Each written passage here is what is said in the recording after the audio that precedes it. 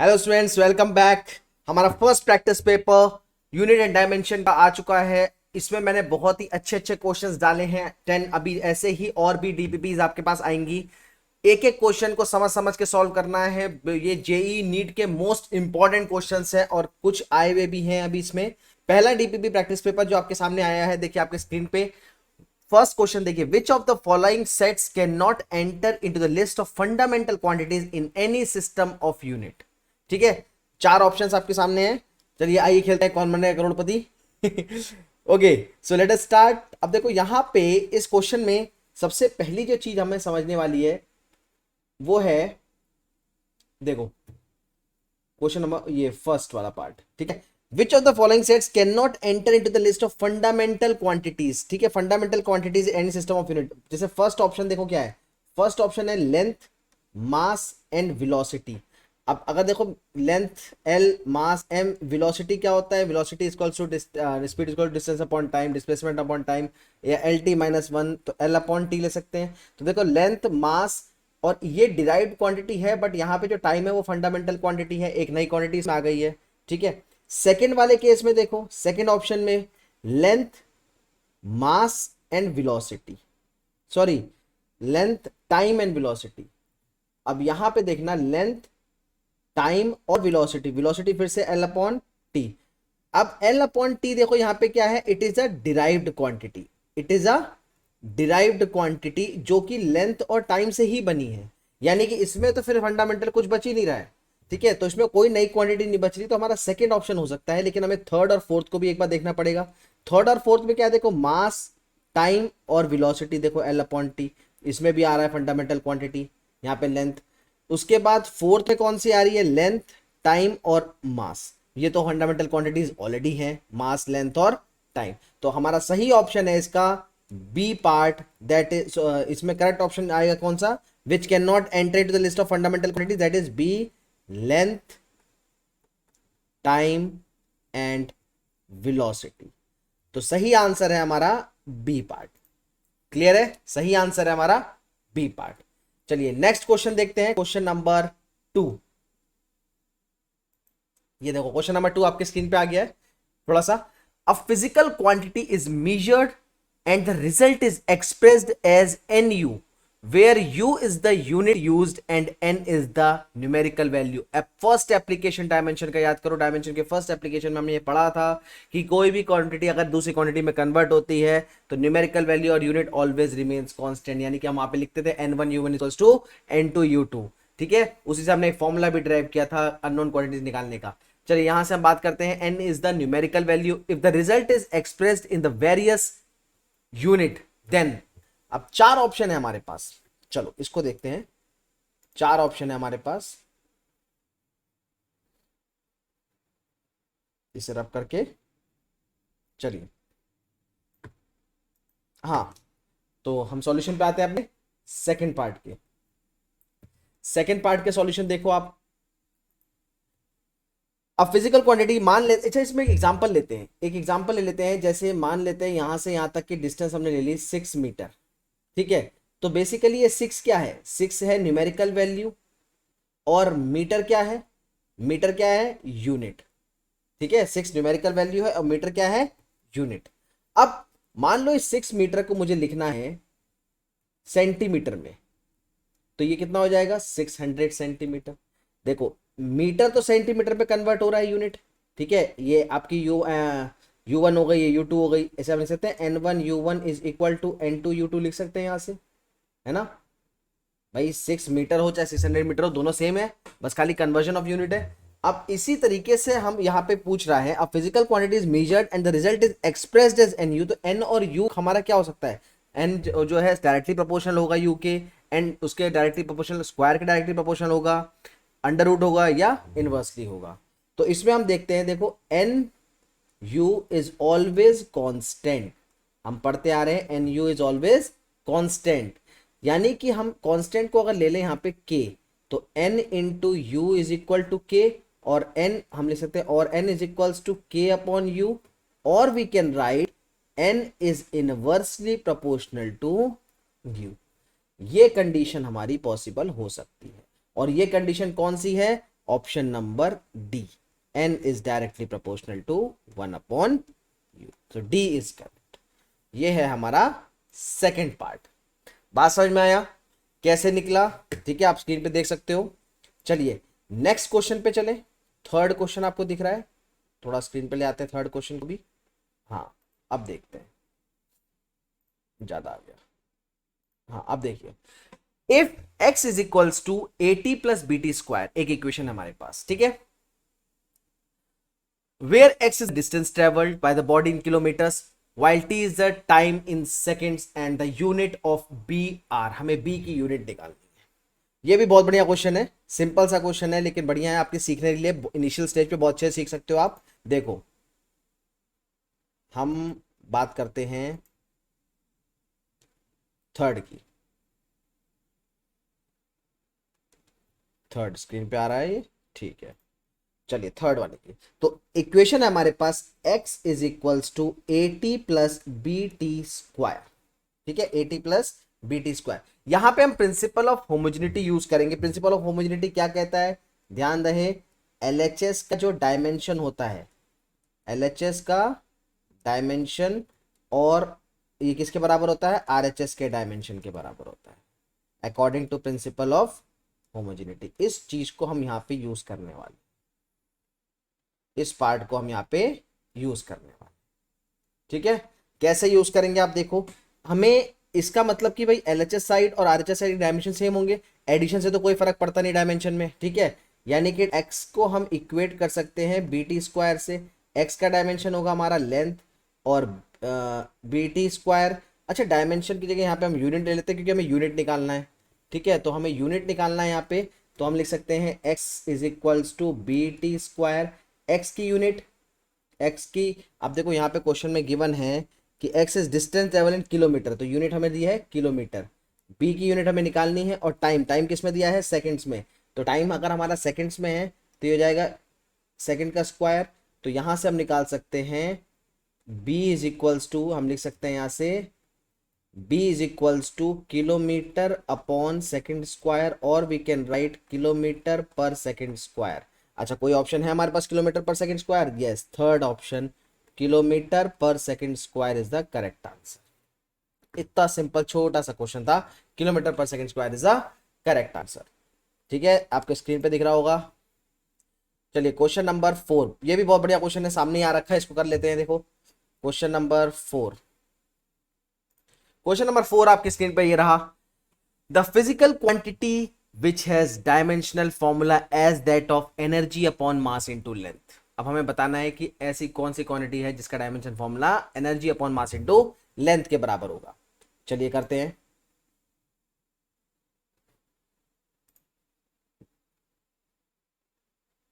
अब देखो यहां से हम लिख सकते हैं, हमारे पास फॉर्मूला है एनर्जी अपॉन, एक मिनट स्क्रीन पे चेक कर लेते हैं, आपके थोड़ा सा नीचे कर देते हैं, ठीक है। अब ठीक है, हाँ। तो energy upon mass into length. देखो एनर्जी का डायमेंशन होता है ml/t-2। अच्छा, एनर्जी का जो डायमेंशन होता है, सॉरी, एनर्जी का डायमेंशन वर्क होता है, वर्क का बराबर होता है, वर्क और सारी energy ml²t-2 divided by mass m और लेंथ l। अब देखो m से m कट जाएगा, l स्क्वायर का एक l कट जाएगा, क्या बचा? It is LT-2। और हम अच्छी तरीके से जानते हैं LT-2 किसका है? Acceleration, acceleration. अब देखो एक्सिलरेशन हमारे पास है, बिल्कुल है, तो एक्सिलरेशन जो कि ऑप्शन नंबर 4 है, this is the correct answer. Clear है? Anyone doubt?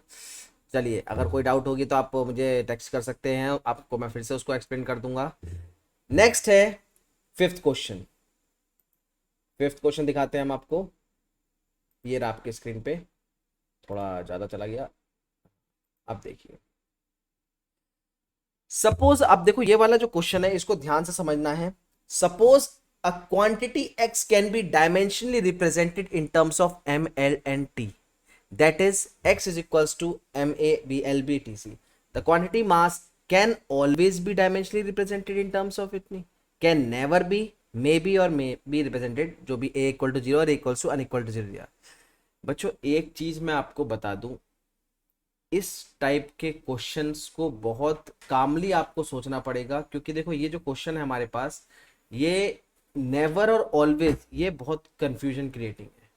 नेवर और ऑलवेज ये चीज आपको दिक्कत कर सकता है, इसको ध्यान से समझना। जैसे फिफ्थ क्वेश्चन है हमारे पास, देखो फर्स्ट इसका ऑप्शन देखो, ऑप्शंस एक एक करके डिस्कस करेंगे। देखो सबसे पहले, अच्छा ऑप्शन डिस्कस करने से पहले एक चीज लिख लेते हैं इसमें। जैसे हमें डायमेंशन क्वांटिटी दी है x is equals to m to the power a l to the power p and t c।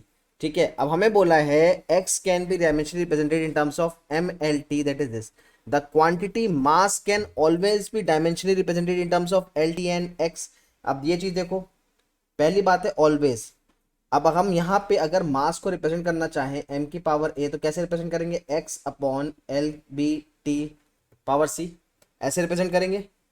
अब पहला ऑप्शन है ऑलवेज, ये स्क्रीन में आ रहा है, हाँ स्क्रीन में आ रहा है, ठीक है। अब देखो पहला ऑप्शन हमारे पास क्या है, पहला ऑप्शन है हमारे पास ऑलवेज। ध्यान देना, can always be dimensionally represented, हमेशा।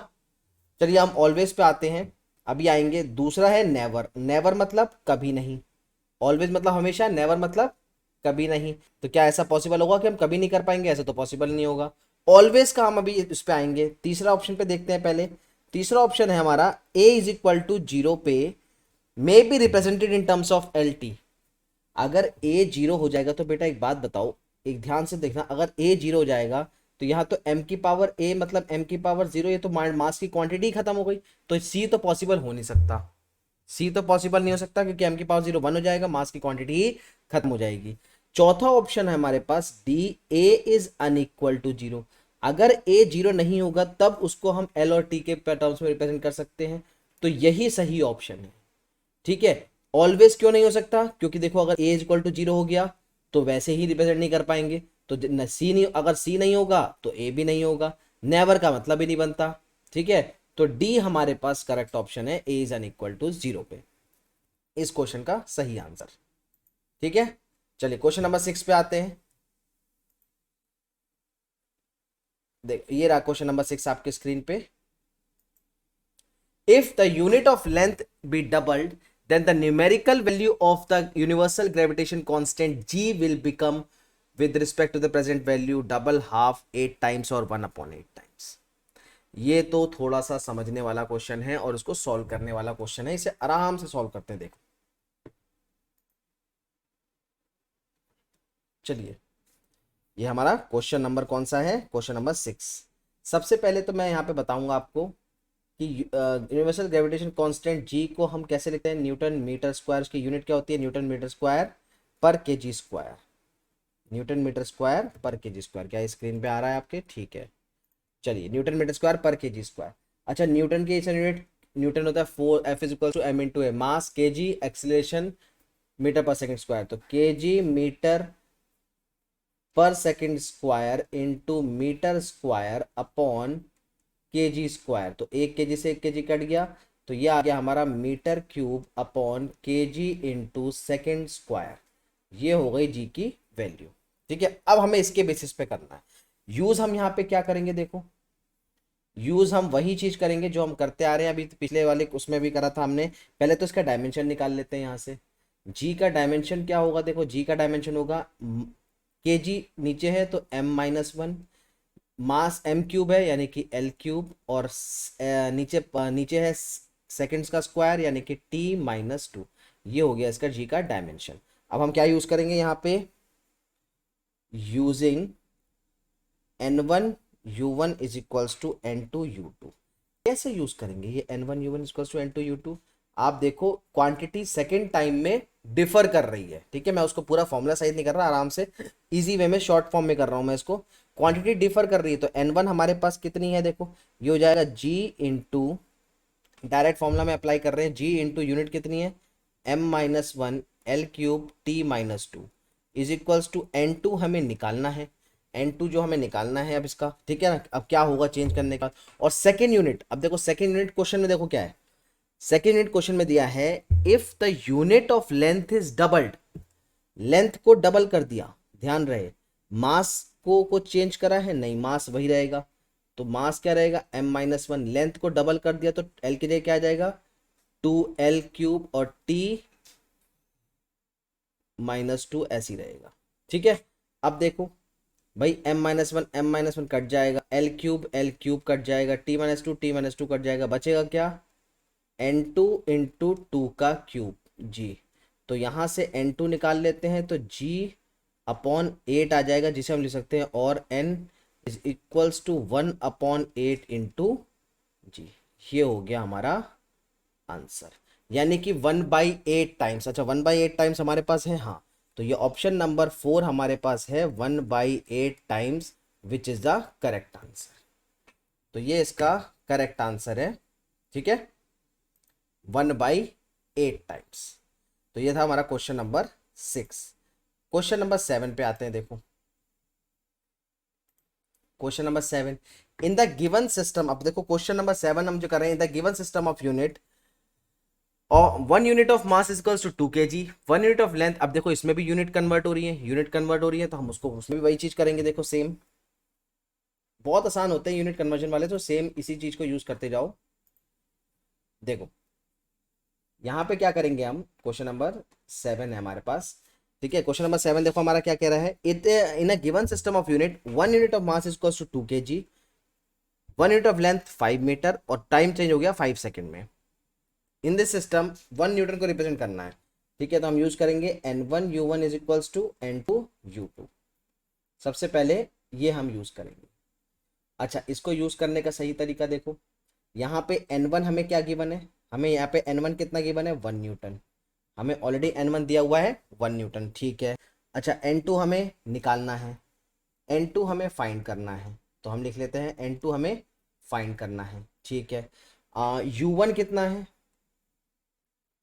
u1 मतलब इसके न्यूटन की डायमेंशन क्या होता है ml²t-2, और u2, अब देखो u2 जो कन्वर्ट हुआ, u2 क्या है कन्वर्जन जो हमें गिवन है, 1 यूनिट ऑफ मास 2 kg हो जाएगा, मतलब m कितना हो जाएगा ट्वाइस ऑफ m हो जाएगा, लेंथ 5, तो l कितना हो जाएगा 5l हो जाएगा का स्क्वायर, और यूनिट ऑफ टाइम t कितना हो जाएगा 5t हो जाएगा, 5t-2 ये हो जाएगा। ठीक है, m, अच्छा ml² नहीं होता, सॉरी, फोर्स का ml होता है, हम कल यहाँ पे कंफ्यूजन हो गया, सॉरी एक मिनट, फोर्स का ml होगा ना, हाँ ठीक है, तो फोर्स का ml t-2 होगा, तो 2m into 5l into 5t-2। अच्छा अब निकाल लेते हैं, देखो ये n1 n2 वाला पार्ट यूज करेंगे, ये वाला पार्ट यूज करते हैं, तो कितना आएगा देखो n1 1 into u1 ml t-2 is equal to n2 into 2m 5l/5 into t-2। 5 नीचे ले आए, 5 का स्क्वायर, एक 5 से एक स्क्वायर कट जाएगा, m से m कट गया, l से l कट गया, t-2 से t-2 कट गया, बचेगा क्या बेटा, बचेगा 2/5 इंटू n2, तो n2 आ गया हमारा 5/2। तो ये 5/2 हमारा आंसर हो गया। अब देखते हैं क्या ऑप्शन है इसका, 5/2 यूनिट ऑफ फोर्स हमारा बिल्कुल फर्स्ट ऑप्शन है, 5/2 it is the correct answer. ठीक है, तो ये हमारा हो गया क्वेश्चन नंबर 7। देखो सारे ही क्वेश्चंस को एक एक करके समझ के करना है आपने, कोई भी क्वेश्चंस ड्रॉप नहीं करना है, स्किप नहीं करना है, कुछ नहीं पता कब कौन सा क्वेश्चन एनकाउंटर हो जाए, और देखा हुआ क्वेश्चन आ जाता है तो वो मजा ही आ जाता है फिर तो, है ना। चलिए लास्ट के 3 क्वेश्चन बचे हैं, इसको भी कर लेते हैं। 8th क्वेश्चन हमारे सामने दिख रहा है, अ डायमेंशनलेस क्वांटिटी, डायमेंशनलेस, आपको देखो इसी पिछले लेक्चर में मैंने एक ट्रिक वाला क्वेश्चन डाला था, ट्रिक वाला लेक्चर डाला है डायमेंशन का, उसमें अलग से सारी डायमेंशनलेस क्वांटिटी को मेंशन कर रखा है। तो अ डायमेंशनलेस क्वांटिटी, फर्स्ट ऑप्शन है never has a unit, always has a unit, may have a unit, या डज नॉट एग्जिस्ट। अब इसके ऑप्शन देखो, एक एक ऑप्शन को समझ समझ के इसको डिस्कस करते हैं, एक एक ऑप्शन को। चलिए सबसे पहला ऑप्शन है, सबसे पहला कौन सा क्वेश्चन, कौन सा है ये हमारा 8th क्वेश्चन है। ठीक है, 8th क्वेश्चन हमारा स्क्रीन पे आ रहा है, ठीक है। चलिए अब 8th क्वेश्चन है डायमेंशनलेस क्वांटिटी, सबसे पहला है नेवर हैज अ यूनिट। इसके लास्ट ऑप्शन से डिस्कस करें या फर्स्ट से डिस्कस करें, never has, does not exist, may have a unit, चलो पहले से डिस्कस करते हैं। नेवर हैज अ यूनिट, पहली बात तो अ डायमेंशनलेस क्वांटिटी कभी यूनिट नहीं होती, ये तो पॉसिबल नहीं है, यह गलत हो जाएगा। नेवर हैज अ यूनिट मतलब कभी यूनिट नहीं हो सकती, क्या ऐसा पॉसिबल है? Never has a unit dimensionless quantity, एक बार होता है थीटा एंगल होता है डायमेंशनलेस क्वांटिटी, उसकी यूनिट रेडियन भी होती है, डिग्री भी होती है, तो नेवर वाला ऑप्शन तो हो ही नहीं सकता। ठीक है, अब देखते हैं दूसरा, ऑलवेज हैज अ यूनिट, ये भी नहीं हो सकता। बी वाला पॉसिबल है क्या? ऑलवेज हैज अ यूनिट, नहीं। Not always, always has a unit, नहीं। जैसे डायमेंशनलेस क्वांटिटी हमारे पास हो गई, मान लो स्ट्रेन, स्ट्रेन की यूनिट नहीं होती, तो हम ऑलवेज भी नहीं कह सकते, तो नेवर और ऑलवेज दोनों ही नहीं हो सकते। सी ऑप्शन देखते हैं, मे हैव अ यूनिट, हाँ ये हो सकता है, मे हैव अ यूनिट हो सकती है, जैसे थीटा की है, ये हमारा थीटा होता है आर्क अपॉन रेडियस, ठीक है, तो इसका डायमेंशन तो डायमेंशन लेस है, ठीक है ना, क्यों? आर्क और रेडियस दोनों लेंथ लेंथ कट जाएगा, वन आता है, लेकिन लेकिन इसकी यूनिट डिग्री भी होती है, रेडियन भी होती है, ठीक है, तो ये हो सकता है। और डी डज नॉट एग्जिस्ट तो मतलब ही नहीं बनता, डज नॉट एग्जिस्ट का तो मतलब ही नहीं बनता, ठीक है ना। तो ये था हमारा क्वेश्चन नंबर 8, तो C option is a correct answer, C option is a correct answer, ठीक है, ऑप्शन सी। अब नेक्स्ट क्वेश्चन करते हैं। नेक्स्ट क्वेश्चन है हमारा क्वेश्चन नंबर 9। क्वेश्चन नंबर 9 आपकी स्क्रीन पे आ रहा है, बिल्कुल। If P and Q have different non-zero dimensions, if P and Q have different, अब देखो ये ध्यान से सुनना, if P and Q have different non-zero dimension, non-zero dimensions है, which of the following operation is possible? आपको याद होगा डायमेंशन के टाइम पे मैंने आपको बताया था कि कहीं पे भी एडिशन और subtraction dimension non zero dimension में डिफरेंट डायमेंशन में वैसी वैलिड नहीं होता, खाली मल्टीप्लिकेशन और डिवीजन वैलिड होता है। तो इसके हिसाब से पहला दूसरा और जो चौथा, हम सॉरी पहला तीसरा और चौथा तो पॉसिबल ही नहीं हो सकता, क्योंकि वो एक पहले में एडिशन हो रहा है और दूसरे तीसरे और चौथे में सब्ट्रैक्शन हो रहा है, और एडिशन और सब्ट्रैक्शन दोनों ही कंडीशन पॉसिबल नहीं होती हैं, तो सिर्फ मल्टीप्लिकेशन और डिवीजन पॉसिबल होता है, वो आ रहा है हमारा ऑप्शन नंबर सी, ठीक है। मैं आपको फिर से बता दूं, जैसे हम ऐड भी करते हैं, जैसे हमने देखो x is equals to A T plus B T square भी करा, तो हम यहाँ पे डायमेंशन ऐड थोड़ी करते हैं, सबके डायमेंशन इंडिविजुअली, एडिशन सब्ट्रैक्शन से कोई फर्क नहीं पड़ता, ठीक है, एडिशन सब्ट्रैक्शन से कोई फर्क नहीं पड़ता है, तो खाली मल्टीप्लीकेशन और डिवीजन वैलिड होता है यहाँ पे, ध्यान रहे, only multiplication and division is valid, addition and subtraction is not valid for, कौन सा है हमारे क्वेश्चन में? Different non zero dimension, different non zero dimensions. तो इस हिसाब से हमारा option number 3 P Q, sorry option number 2, तो हमारा करेक्ट आंसर होगा सेकेंड वाला ऑप्शन नंबर 2 पी क्यू का स्क्वायर, ना पहला हो सकता है ना फोर्थ ना थर्ड। चलिए क्वेश्चन नंबर 10 पे आते हैं। अब मेरी फर्स्ट डीपीपी का क्वेश्चन नंबर 10 आपके स्क्रीन पे आ गया है। अ यूनिटलेस क्वांटिटी, अब देखो अभी एथ क्वेश्चन में डायमेंशन लेस था, अब यूनिटलेस है, ये भी बहुत कंफ्यूजन क्रिएटिंग है, कभी डायमेंशन लेस और कभी यूनिटलेस, दोनों का कंसेप्ट आपको बहुत ध्यान से लेके चलना पड़ेगा, कुछ भी कभी कोई दिक्कत ना हो जाए। चलिए इसमें करते हैं, अ यूनिटलेस क्वांटिटी, पहला ऑप्शन क्या है भाई यूनिटलेस क्वांटिटी का? पहली बात तो इसका ऑप्शन डी से स्टार्ट करते हैं, does not exist, option D देखो, यूनिटलेस क्वांटिटी कह रहा है डज नॉट एग्जिस्ट, ये तो पॉसिबल ही नहीं होगा।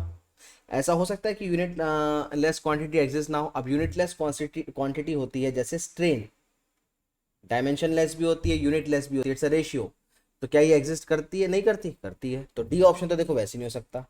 अब आ जाते हैं सी पे, सी ऑप्शन क्या कह रहा है? May have a non zero dimension, unitless है और वो कह रहा है कि डायमेंशन हो सकता है, दिमाग की बत्ती जलाओ, यूनिट लेस है और डायमेंशन हो सकता है, अगर यूनिट ही नहीं है, नो यूनिट मतलब नो डायमेंशन, ठीक है, तो ये भी पॉसिबल नहीं है। अगला क्या है? बी ऑप्शन पे आते हैं, always have a non zero dimension, always, always तो देखो वैसे भी नहीं हो सकता। ठीक है, ऑलवेज का तो मतलब ही नहीं बनता। मतलब बचा, अब देखो ये तो वही बात हो गई, तीन नहीं होंगे तो एक तो हो गई, पहला वाला। चलो देख लेते हैं क्यों है। Never has a non zero dimension. Unitless होगा। अब देखो यूनिटलेस है, यूनिटलेस क्वांटिटी है, never has a non zero dimension. कभी भी नॉन जीरो डायमेंशन नहीं हो सकता। अगर यूनिट नहीं होगी तो डायमेंशन होगा ही नहीं, तो नॉन जीरो कैसे हो सकता। ठीक है, तो option A is correct. Confusing है, थोड़ा सा समझना पड़ता है कि नॉन जीरो मतलब जीरो डायमेंशन नहीं होना चाहिए, कुछ ना कुछ डायमेंशन होना चाहिए। और आप कह रहे हो कि यूनिटलेस है, जब यूनिटलेस है और कुछ ना कुछ डायमेंशन कैसे पॉसिबल है। ठीक है, तो ऑप्शन ए इज करेक्ट। यहाँ पे correct option A is correct. कौन सा है ऑप्शन ए हमारा, कौन सा है, never has a non zero, never has a non zero dimension. Last question but not the least, last question but not the least. Integration दिया हुआ है, द वैल्यू ऑफ एन हमें निकालना है, और उसमें दिया भी हुआ है you may use a dimensional analysis to solve this problem. ठीक है, चलिए करते हैं, मजा आएगा इसमें।